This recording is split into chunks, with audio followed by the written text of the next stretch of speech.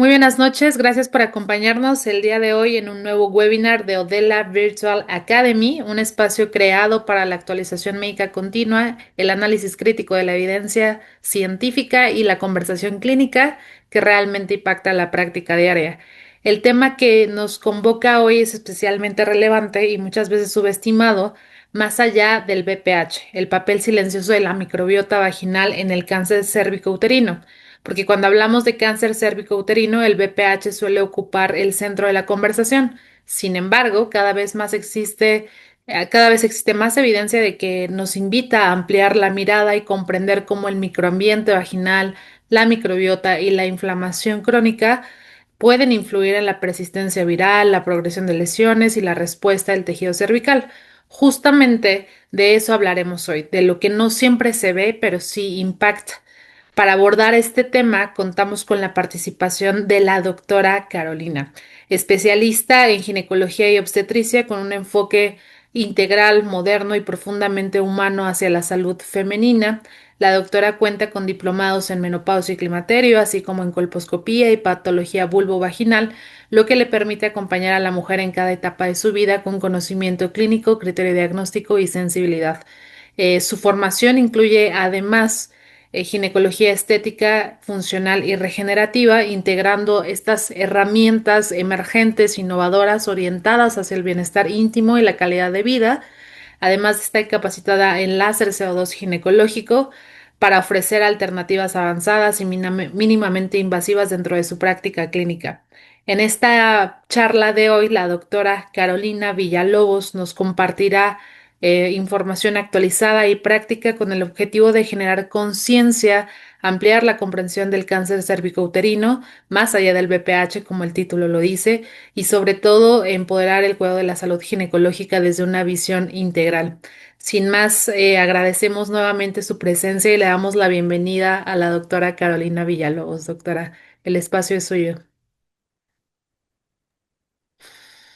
Hola, buenas noches. Muchas gracias por la invitación a este espacio y como ya lo dijiste el día de hoy, vamos a hablar de un tema de suma importancia como es el virus del papiloma humano, sin olvidar un actor muy importante que va a ser uno de los factores más importantes para el desenlace y el pronóstico de las lesiones por virus del papiloma humano, como es la microbiota cervicovaginal, que pues había estado bastante olvidada, pero actualmente y aproximadamente desde el 2024 ha ido un incremento de estudios y artículos, sobre todo en la población china, que nos hablan de este tema.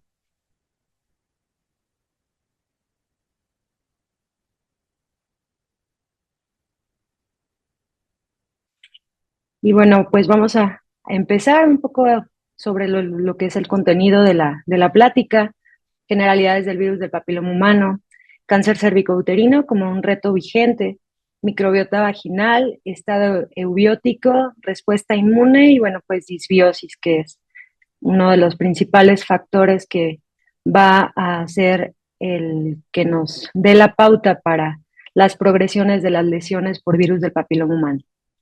Quiero empezar con esta pregunta. ¿Solo el virus del papiloma humano? El virus del papiloma humano es necesario, pero no es suficiente. Y una pregunta importante es, ¿por qué si la mayor parte de las mujeres sexualmente activas, en aproximadamente el 90%, somos o son portadoras del virus del papiloma humano, eh, no van a desarrollar cáncer? ¿Qué más va a ser lo que va a modular esta progresión o esa persistencia del virus del papiloma humano? Aquí tenemos una diapositiva donde nos explica en resumen la parte del genoma del virus del papiloma humano. Esta imagen nos habla de que es un ADN, de que es un virus del grupo del papilomavirus. Este va a estar compuesto por ADN circular, no va a tener una envoltura, sino va a tener una cápside. Va a tener tres regiones, una región reguladora, que va a ser la encargada de la replicación y duplicación del virus, otra región que va a ser la de expresión temprana, que es la que abarca las E, sobre todo E6 y E7, que van a ser proteínas que van a condicionar incluso el cambio de una célula normal a una célula con alguna neoplasia o con alguna lesión avanzada, ya que estas tienen mayor capacidad para la degradación de P53 y bueno, pues la proteína de expresión tardía, como es L1 y L2, van a ser la que le van a dar la estructura a esta cápside. Dentro de los riesgos de la progresión de las lesiones intraepiteliales, esta clasificación, bueno, pues nos pone como una lesión de bajo grado, una lesión de alto grado, donde engloba o divide en dos partes, que es NIC2 y NIC3. Eh, Todos hemos visto esta tablita en nuestros libros, en los artículos, en donde nos habla del porcentaje de regresión, el porcentaje de progresión y la persistencia, que son tres cosas distintas. Y bueno, pues en esta imagen quise simplificar todos estos porcentajes. En la lesión de bajo grado, más del 90% van a tener una regresión de forma automática sin requerir algún otro tipo de tratamiento. En el segundo escalón tenemos la lesión de alto grado, que es NIC2, y este se encuentra en una zona gris, una zona intermedia, en donde algunos van a tener regresión, algunos pueden persistir e incluso algunos otros pueden tener una progresión de la enfermedad y avanzar a un tercer escalón, como es una lesión de alto grado, que esta lesión de alto grado NIC3, pues va a ser un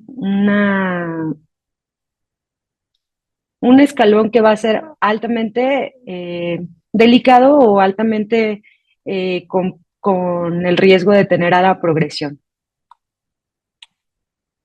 Y bueno, pues hablar del cáncer cervicouterino es un tema que es un reto vigente porque es un problema de salud pública, a pesar de que se tienen campañas de tamizaje, campañas de vacunación, pues esto no está siendo suficiente para la población a nivel mundial y pues sigue habiendo una alta prevalencia en países de desarrollo, sobre todo en países que no tienen tanto el acceso a la salud pública, pero también es triste porque a pesar de haber el acceso, como es en México o en algunos otros lugares de Latinoamérica, tenemos un alto índice de cáncer cervicouterino. Eh, Se está llegando pues a diagnósticos tardíos y bueno, pues tenemos que avanzar desde la educación en las niñas, desde la educación en la parte de la prevención primaria y bueno, pues hacer detecciones tempranas, idealmente hacerlas en las lesiones precancerosas, pero bueno, pues cuando no se puede hacerlo de forma temprana. Y bueno, aquí vemos el impacto que tiene el cáncer cervicouterino a nivel mundial. Estas cifras son del 2025. Es una fuente internacional en donde se obtuvo que a nivel mundial existen alrededor de 660,000 nuevos casos por año. Y lamentablemente sigue habiendo alrededor de 350,000 muertes por año. En México, desafortunadamente, no hay cifras generales. Sin embargo, estas cifras son del Instituto Mexicano de Seguro Social, donde se observó que hay alrededor de 9,400 nuevos casos por año, lo que equivale a una tasa de entre 12 a 13 por 100,000 mujeres. Y sigue habiendo esta parte de la mortalidad entre 4,300 y 4,400 muertes por año. Ya entrando un poco más al tema y una de las cosas que más interesante me parece es qué es la microbiota vaginal. Ahí, si nos vamos a la bibliografía, vamos a encontrar dos términos, uno que es microbiota y uno que es microbioma. La microbiota van a ser los microorganismos que se encuentran en un ambiente, en un ecosistema, y van a ser dinámicos. Estos microorganismos van a verse modificados por la edad y por algunos otros factores, pero sobre todo por las diferentes etapas de la vida en donde la mujer va avanzando. El microbioma, bueno, pues son estos microorganismos, los genes y la parte de la función de los microorganismos. Ahorita nos vamos a enfocar en la microbiota vaginal o cervicovaginal. Una microbiota sana nos habla de un predominio de un grupo de bacterias como son los lactobacillus. Dentro de este grupo hay varios subtipos o hay varios lactobacillus, principalmente tres de los cuales vamos a hablar. Dos van a ser más en cuanto a protección y uno va a presentarse más en pacientes que tienen ya alguna lesión por virus del papiloma humano, eh, y que no nos da tanta la protección. Ahorita les explico el motivo. Estos lactobacillus van a ser los encargados de mantener un pH ácido a nivel vulvovaginal, condicionando un ambiente de protección, una barrera inmunológica. Y bueno, pues hay una protección epitelial en la zona del cervix, teniendo una capacidad de adhesión los lactobacillus al epitelio. Y bueno, más o menos o aproximadamente entre un 3.4 4.5 va a ser el pH que va a rondar en la parte eh, de la parte vaginal y cervical. Los lactobacillus van a ser los principales protagonistas de esta microbiota cérvico-vaginal. Van a ser bacterias metabólicamente activas y van a producir tres metabolitos. Estos metabolitos van a ser los encargados de ayudarnos, una, a regular la parte del pH vaginal, otra, ayudarnos a que no se adhieran las bacterias patógenas o los virus, como este es el caso del virus del papiloma humano, y la otra es a modificar el ambiente para que no haya un adecuado desarrollo de patógenos. Va a producir bacteriocinas y las bacteriocinas van a inhibir a los patógenos, en este caso al virus de papiloma humano, biosurfactantes que van a ser los que dificultan la adhesión de los microbiota patógena, perdón, de los microorganismos patógenos a las células epiteliales. Y bueno, pues el peróxido de oxígeno que nos va a favorecer para modificar el ambiente y hacer un ambiente hostil para los microorganismos patógenos, en este caso, pues virus del papiloma humano. Existen diferentes tipos de microorganismos, ya hablamos de la microbiota vaginal. No todas las mujeres vamos a tener la misma microbiota, y no todas las etapas de la vida lo va a tener. Sin embargo, bueno, pues existe una clasificación que se realizó para hacerlo de forma general.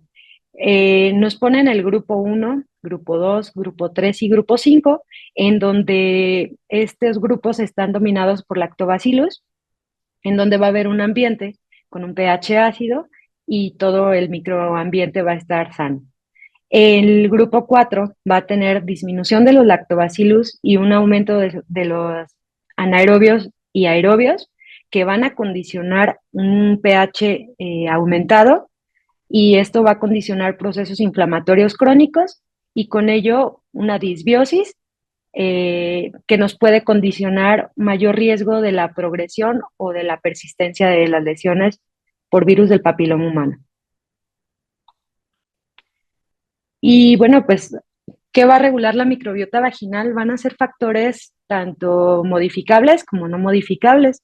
Los modificables tenemos anticonceptivos hormonales, la ingesta de anticonceptivos hormonales, el uso de antibióticos, el tabaquismo, las enfermedades crónicas que a lo mejor no son modificables completamente, pero sí podemos mantenerlas en control. Y estos, bueno, pues nos pueden afectar aumentando las sustancias o células proinflamatorias, como son citocinas, quimiosinas, que nos pueden dar procesos inflamatorios crónicos a nivel celular, dar un daño tisular o dar un daño celular a nivel del epitelio y hacerlo pues más susceptible a que haya la entrada del virus del papiloma humano, que permanezca ahí y que pueda progresar. Y los no modificables tenemos la edad, el ciclo menstrual y el embarazo. Estos tres pueden llegar a modificar el estado hormonal y también modificar el pH y la genética, que en las mujeres latinoamericanas tenemos más posibilidades de tener virus del papiloma humano persistente y progresión. La producción de ácido láctico, la, el desarrollo del lactobacillus va a estar estrechamente ligado a los estrógenos. Es por eso que en la parte de la menopausia hay una disminución tanto de estrógenos, receptores y consigo lleva una disminución de los lactobacilos. Y eso nos hace más propensas a tener infecciones por organismos o microorganismos patógenos.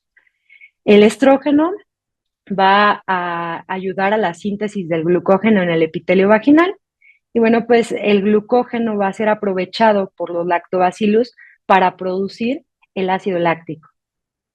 ¿Cómo lo va a hacer? Por medio de la fermentación de la glucosa y la maltosa, condicionando un pH entre 3.4 y 4.5, dando un ambiente protector. Y no solamente protector por adhesión a la parte del epitelio en la parte superficial, sino adicional como regulador del sistema inmune. Una de las principales bacterias que va a venir a salvar nuestra microbiota cervicovaginal es el Lactobacillus crispatus. Lactobacillus crispatus es una bacteria que está metabólicamente activa, va a producir nucleótidos y va a participar en la síntesis de ARN mensajero y va a funcionar también en la parte de la mitocondria produciendo energía.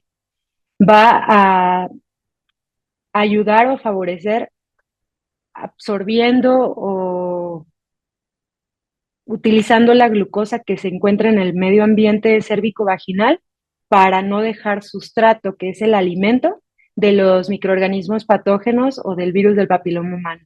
Y de esa manera, al igual que todos los lactobacillus van a producir ácido láctico. El ácido láctico hay dos isoformas, una isoforma L y una isoforma D. La isoforma D va a ser la que va a producir en mayor cantidad crispatus, ya que esta isoforma tiene mayor potencial de protección al epitelio cérvico-vaginal. Y bueno, otro de los lactobacillus que están presentes en nuestra microbiota cérvico-vaginal es Lactobacillus gasseri. Esta tiene una característica especial, no solamente se encarga de modificar el pH vaginal, sino que adicional nos va a favorecer para estimular el sistema inmunológico, sobre todo el sistema inmune innato, que es la primera línea de defensa.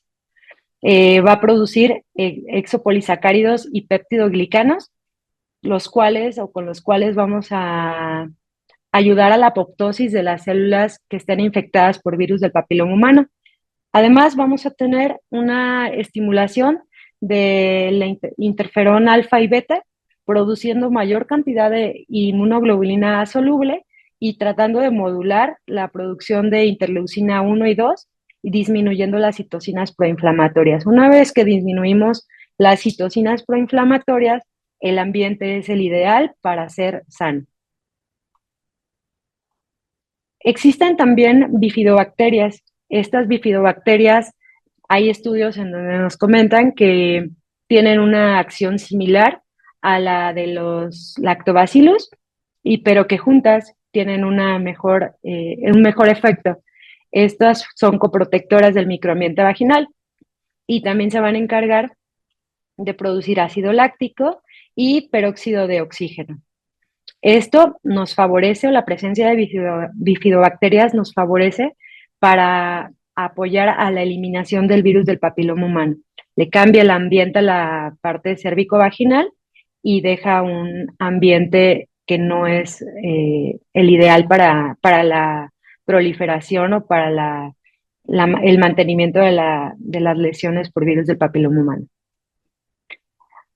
La respuesta inmune va a estar presente y va de la innata, que es la primera línea de defensa, a la adaptativa. La innata es inespecífica y la adaptativa va a ser más específica y duradera. La innata es el puente para llegar a la respuesta inmune adaptativa. La inmunidad innata va a tener dos factores.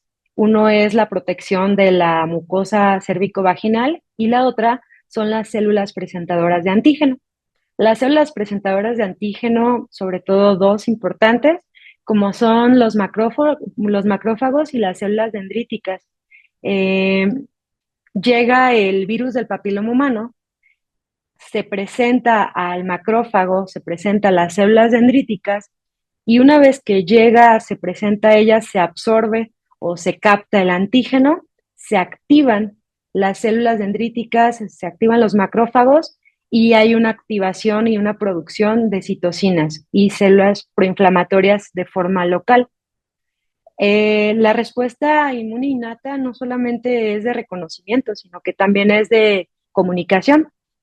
Se desplazan las células dendríticas a los ganglios linfáticos y de ahí se le presenta el antígeno que ya se absorbió en estas células dendríticas, se presenta el antígeno a las células natural killers y ahí viene, bueno, pues la estimulación para la producción de linfocitos T y linfocitos B. Los linfocitos B, recordemos que van a ser los que nos van a ayudar al ataque del microorganismo patógeno, que en este caso es el virus del papiloma humano, y los linfocitos T van a ser los que nos van a favorecer para la eliminación de las células infectadas por virus del papiloma humano. Y bueno, pues, ¿qué pasa cuando el equilibrio se pierde? No solamente hay un cambio en cuestión de los microorganismos, no solamente hay una disminución o un cambio en cuestión de las bacterias, sino que también hay una disminución de la respuesta inmune, sobre todo la respuesta inmune innata, que es la primera línea de defensa. Los lactobacillus se encuentran disminuidos, va a haber un incremento de anaerobios, un aumento de aerobios, y bueno, pues esto conlleva a una disbiosis y una vez que no hay lactobacilos, que hay una disminución de los lactobacilos, deja el epitelio completamente expuesto para que pueda aprovecharse el virus del papiloma humano, penetrar, por progresar y bueno, persistir ahí también conforme vaya avanzando las lesiones. El pH elevado, bueno, pues no solamente es un número el pH, sino que también es un regulador del sistema inmunológico. Una vez que hay un pH elevado, este sistema inmunológico se ve afectado también. Va a haber un microambiente inflamatorio crónico, sustancias proinflamatorias que nos van a, como interleucina 6, interleucina 8, que nos van a afectar de forma epitelial, que va a haber daño celular y que esto hace que se abran microporos en cada una de las células y que pueda ingresar más fácilmente el virus del papiloma humano. Y bueno, pues un vínculo silencioso y una pregunta común, ¿por qué si la mayoría de las mujeres somos portadoras del virus del papiloma humano, no todas lo desarrollamos? Bueno, pues por una disbiosis. Generalmente la disbiosis va a ser el cambio en la microbiota cervicovaginal y en conjunto con las composiciones microbianas, los metabolismos y el microambiente, pues va a haber una persistencia de las lesiones y una progresión de las lesiones.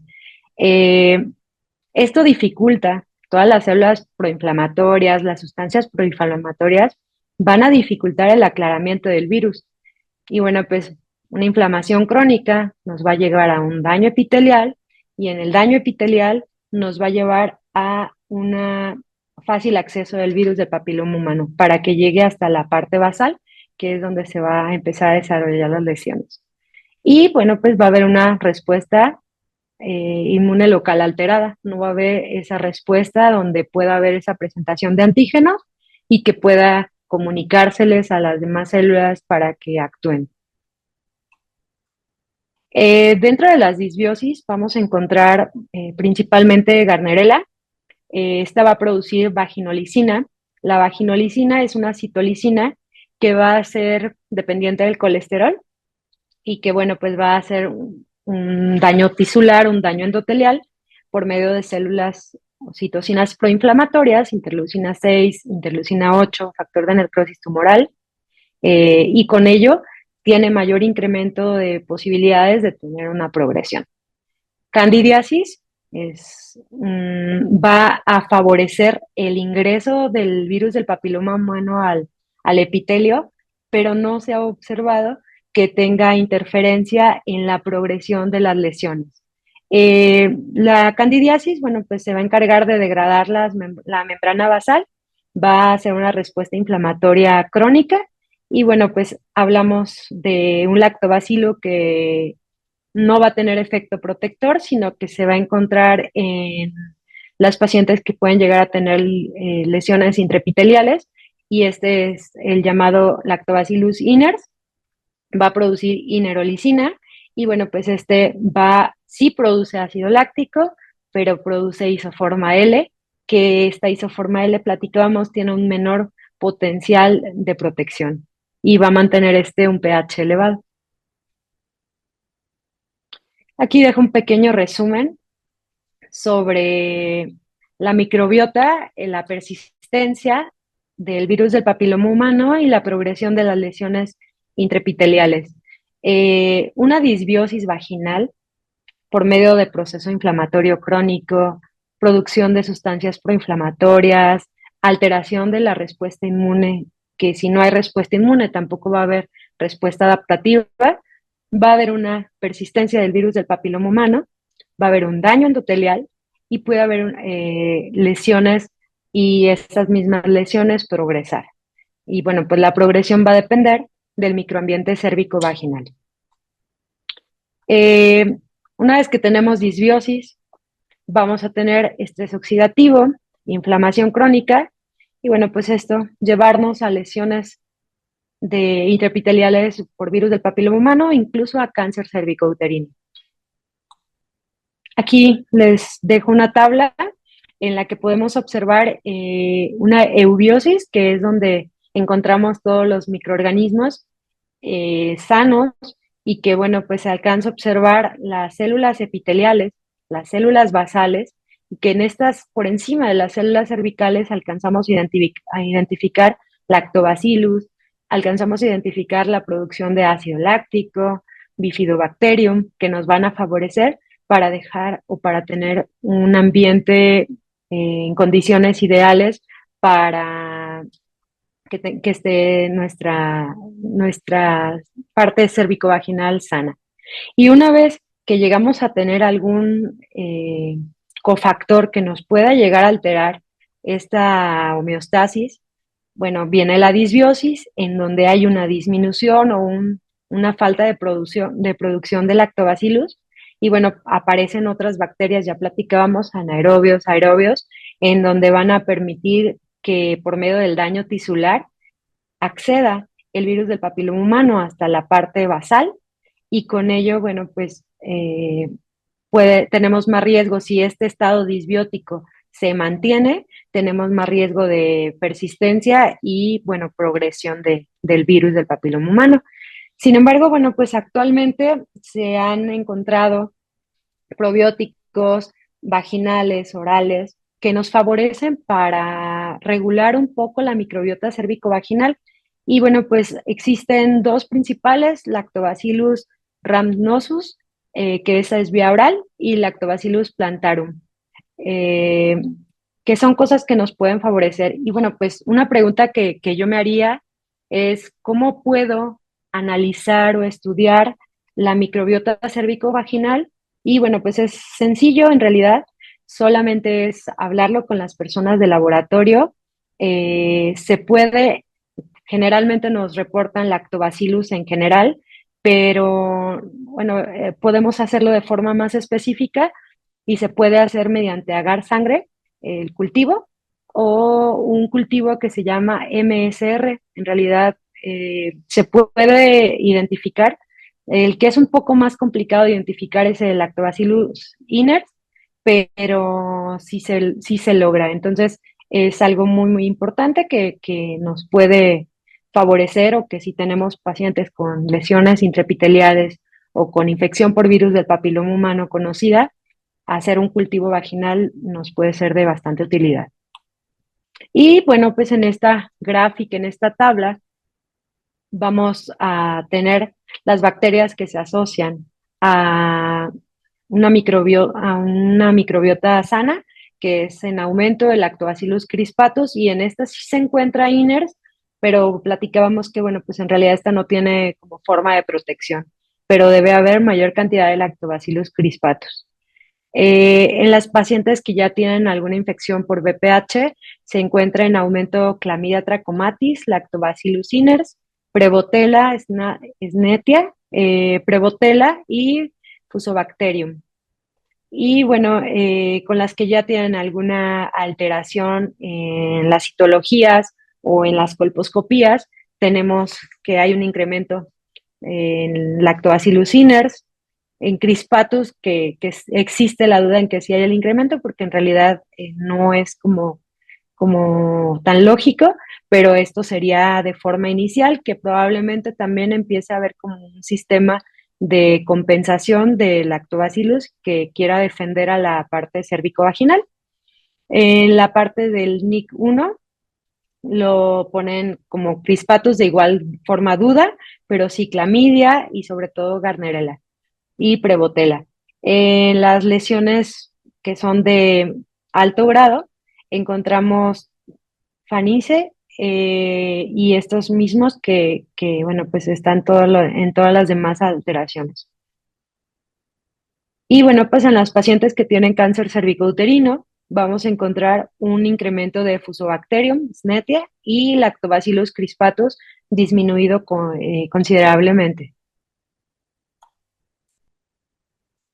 Y bueno, ¿para qué o qué me cambia en nuestra práctica esta charla? Generalmente estamos acostumbrados a identificar si está presente o no el virus del papiloma humano, si está condicionando alguna lesión o no la está condicionando. Y bueno, si la está condicionando, ¿qué serotipo es el que está afectando ese cuello? Y sí, claro que es importante, pero no actúa solo. Tenemos que tener en mente que hay una microbiota cérvico-vaginal y que si esta microbiota cérvico-vaginal se llega a alterar, es el medio ideal o el ambiente ideal para que el virus del papiloma humano persista o pueda progresar incluso a un cáncer cervicouterino. Identificar los factores de disbiosis, sobre todo los modificables, como ya platicamos, uso de anticonceptivos, uso de antibióticos, enfermedades crónico-degenerativas, tabaquismo, y bueno, pues la importancia del abordaje integral. Ya una vez que conocemos esto, toda paciente con lesión intraepitelial sería bastante bueno solicitarle cultivos vaginales y poder identificar si hay una disbiosis en esta microbiota cervicovaginal. De esta manera, realizar un seguimiento más estrecho a pacientes con mayor riesgo, sobre todo pacientes que tengan serotipos de alto riesgo para cáncer cervicouterino. Y bueno, si pudiera resumir mi plática en 4 frases, sería que el virus del papiloma humano es necesario, pero no es suficiente, que la microbiota vaginal va a influir en la persistencia del virus del papiloma humano, que la disbiosis va a favorecer la inflamación y la progresión de la enfermedad, y bueno, pues que el actual y el futuro es un enfoque integral y preventivo, sobre todo del cáncer cervicouterino, que no puede haber más muertes por cáncer cervicouterino en México y en el mundo. Y bueno, sería todo de mi parte. Muchas gracias, Doc. La verdad es que bastante completo y muy interesante todas las cosas que plantea. Por acá me está llegando una duda vía WhatsApp y creo que es justo asociado a lo que más o menos veníamos abordando en toda la charla. En qué momento, desde la práctica clínica, se decide la intervención sobre la microbiota? Porque sabemos que a veces hay como falsos negativos de PPH, pero si tú identificas a lo mejor disbiosis desde antes, ¿ya es necesario intervenirla? O sea, con estos patrones que nos comentabas. Bueno, pues una vez que tú identificas los factores de riesgo, pacientes que tienen potencial factor de riesgo, yo creo que sería de suma importancia solicitarle un cultivo vaginal y ver el resultado.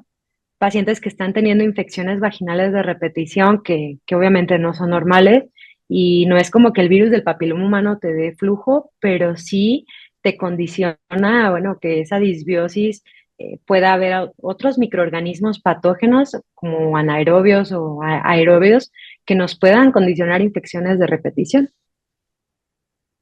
Ok, perfecto.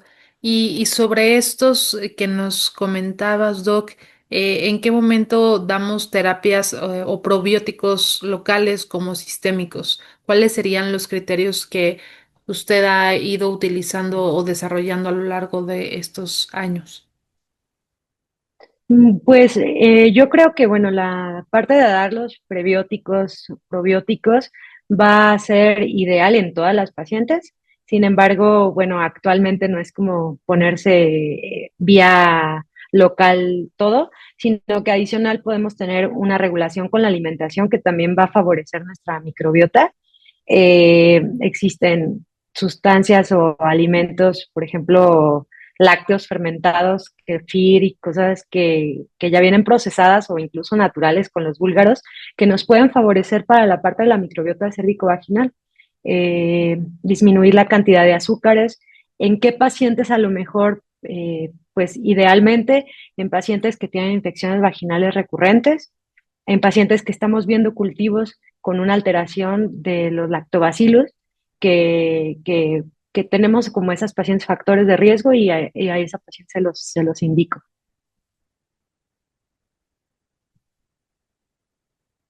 No te escuchas. Gracias, perdón. Parece que no hay más preguntas, doctora. Muchísimas gracias por compartir su experiencia con tanta claridad y por ayudarnos a traducir estos hallazgos tan recientes en decisiones aplicables a la práctica diaria. Y muchas gracias también a todos los médicos que se conectaron el día de hoy por su tiempo y por las preguntas y por seguir apostando por su actualización continua. Muchas gracias, doctora. Gracias. Les recordamos que este y otros contenidos académicos estarán disponibles en nuestro canal de YouTube o de la Virtual Academy. Los invitamos a suscribirse, a activar las notificaciones y acompañarnos en nuestros próximos webinars, entrevistas y sesiones de actualización. Antes de despedirnos, les quiero extender una invitación especial porque la próxima semana tendremos un webinar que también está enfocado a la salud femenina para el uso de carboxiterapia tópica en la evolución de los pacientes postoperados de cirugías oncológicas de la vulva. Es un espacio con un enfoque clínico y para la discusión de estos hallazgos clínicos tan recientes que se publicaron este año. Entonces, muy pronto van a recibir la información del registro. Si no, nos pueden escribir a nuestras páginas de Instagram. Gracias por ser parte de la Virtual Academy. Nos vemos muy pronto.